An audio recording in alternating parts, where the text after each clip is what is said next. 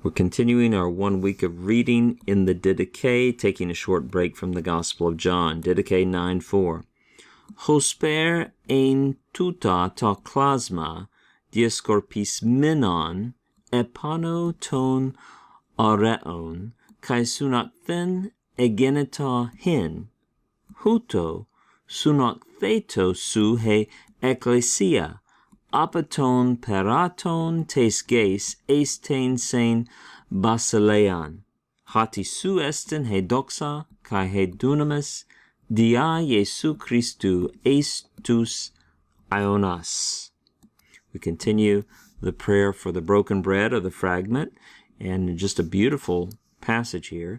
Just as this fragment or this broken bread was scattered over the mountains, or scattered on the mountains, and after being gathered together, the grain was gathered together, became one, in other words, became one loaf. Notice that's the word hin, one, the neuter word for one, not in, the preposition in, became one.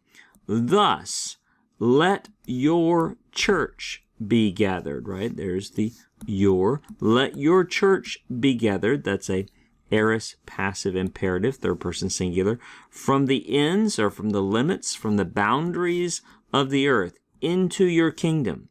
For yours is the glory and the power through Jesus Christ into the ages. In other words, yours is the power and the glory through Jesus Christ forever and ever. Let's look at one short thing up here at the beginning.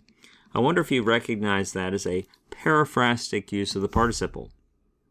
Here's our subject, this broken bread. Then we have a form of the to be verb. This is the imperfect of eimi. This bread was, and then we have a participle. This word comes from diascorpizo, which means to scatter. And you recognize that has a prepositional prefix. And as soon as you say, oh, this is a participle, and you see any change on the beginning, right, there's an epsilon there, then you know it's going to be a perfect participle. It's a perfect passive participle.